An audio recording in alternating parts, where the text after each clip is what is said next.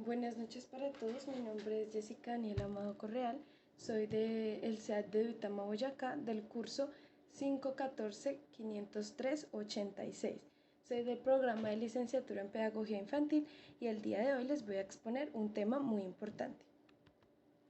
Vamos a empezar hablando del objetivo. Bueno, el objetivo de la siguiente presentación es compartir información importante acerca del entorno del lenguaje, el habla y los tipos de comunicación a través de un video expositivo.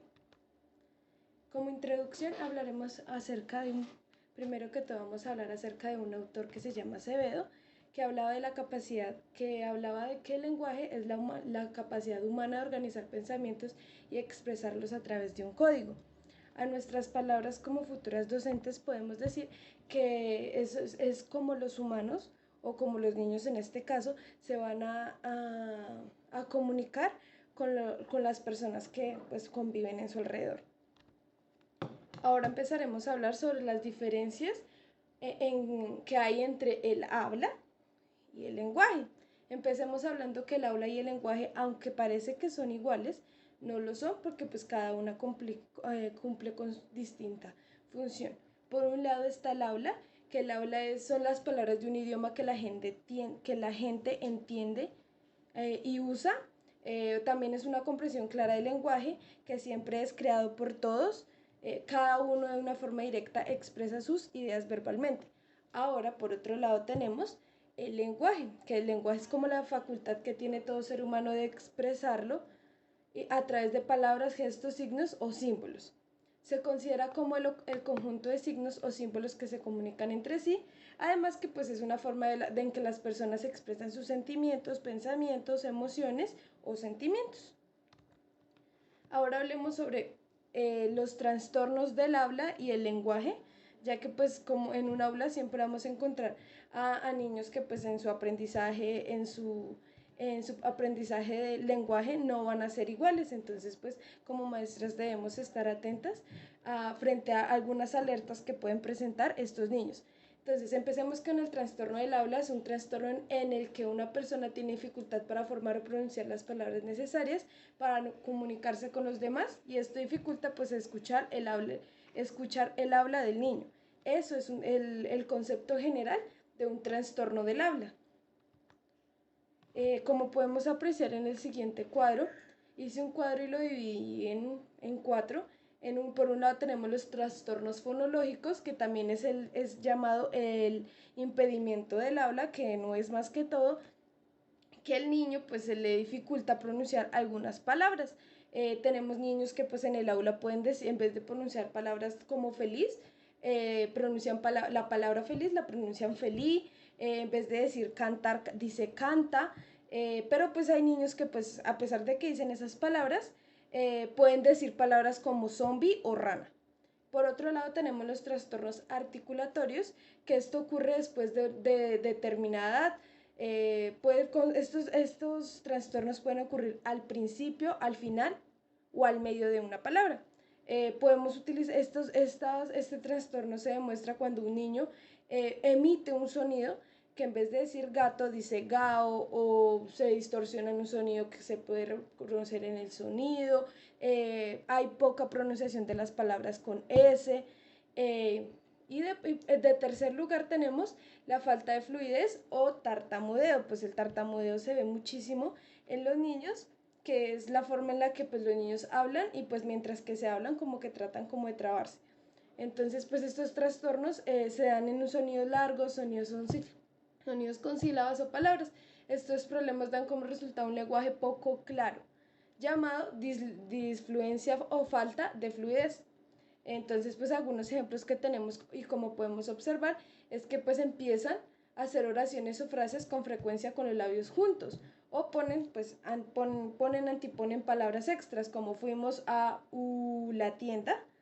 Y por último tenemos los trastornos de la voz o trastornos de la resonancia, que pues en estos trastornos es cuando el niño intenta hablar o expresar pero cambia su tono de voz. Ronquea la voz, el habla puede sonar extraña, hace muchos sonidos con la voz, pero pues se le cambia el tono de voz. Por otro lado, tenemos los trastornos del lenguaje. Estos trastornos del lenguaje se dividen en tres: trastorno del lenguaje receptivo, trastorno mixto del lenguaje expresivo receptivo o trastorno del lenguaje expresivo. Primero que todo vamos a hablar del lenguaje receptivo.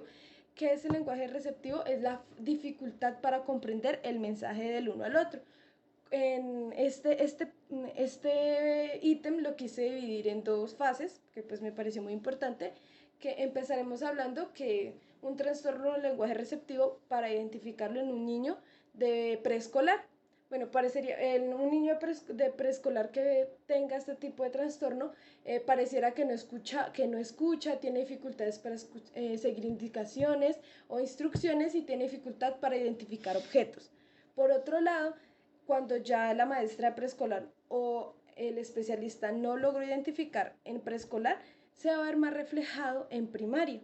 En primaria ya los niños tendrán dificultades para contestar preguntas, esperar a ver qué hacen los otros niños antes de actuar. Es decir, ellos no van a hacer la indicación si no ven por decir algo o no la van a entender, si no la hacen otros niños. Por decir algo, si la maestra le dice, bueno, vamos a saltar o vamos a gatear o vamos a hacer ejercicios en el suelo, él no va a entender hasta que vea a los niños hacer lo mismo. Y en ese momento él va a actuar como lo hacen los niños, es decir, lo hacen por imitación. Por otro lado, hablaremos del trastorno mixto del lenguaje expresivo receptivo, que pues es la unión de dos trastornos, y pues en este, pues como ya sabemos, es cuando al niño se le dificulta expresarse y pues a su vez entender lo que le dicen. En este caso, pues su vocabulario va a ser sumamente limitado, sumamente limitado. Y por último, hablaremos de los trastornos del lenguaje expresivo, que es la dificultad de transmitir un mensaje. Entonces, pues ahí los niños va a haber destrezas en el vocabulario por debajo del promedio, uso inapropiado de los tiempos gramaticales, entre presente, pasado y futuro.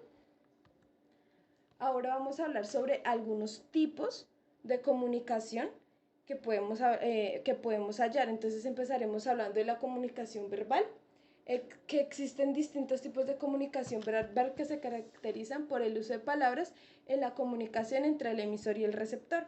Entonces, en ese tipo de comunicación existen dos ramitas o dos ítems que se dividen entre la comunicación oral y la comunicación escrita.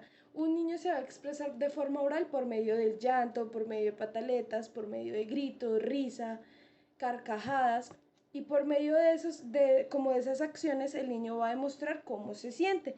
O pues ya vendría pues la comunicación escrita, que pues ya sería por el alfabeto, por letras, jeroglíficos o logotipos. Ahora hablaremos de la comunicación no verbal. En muchos casos se lleva a cabo de forma inconsciente las posturas, los movimientos corporales, la mirada, la forma de andar y de sentarse, con algunos ejemplos. Aquí es cuando vemos, por decir algo, que los niños no necesitan hablar, sino simplemente con las acciones demuestran qué es como ellos sienten o qué es lo que ellos quieren o manifiestan.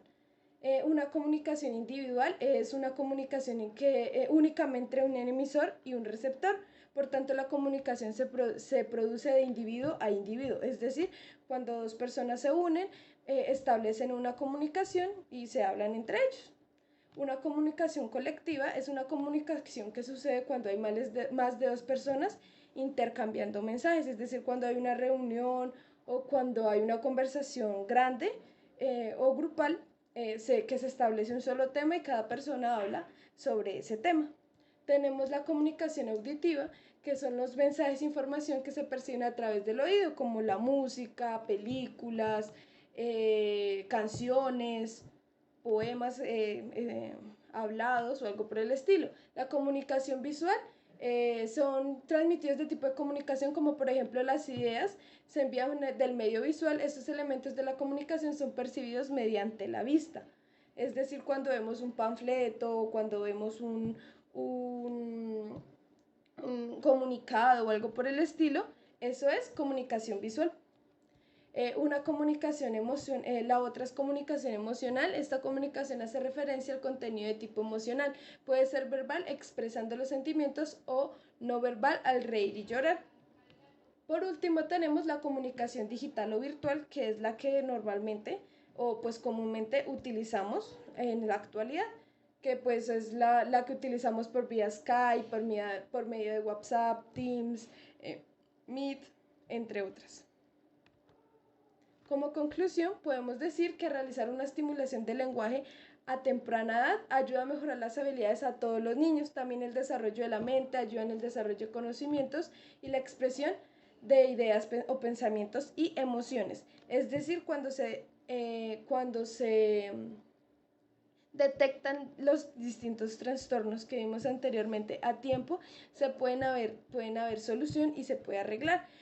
Y también desde el vientre es muy importante estimularle el lenguaje, hablarle muy claro a los niños, decirle lo que uno quiere que ellos hagan sin ponerle trabas ni ponerle cosas difíciles en el lenguaje para que pues ellos puedan entender. Con esto me despido, muchas gracias por la atención prestada, hasta pronto.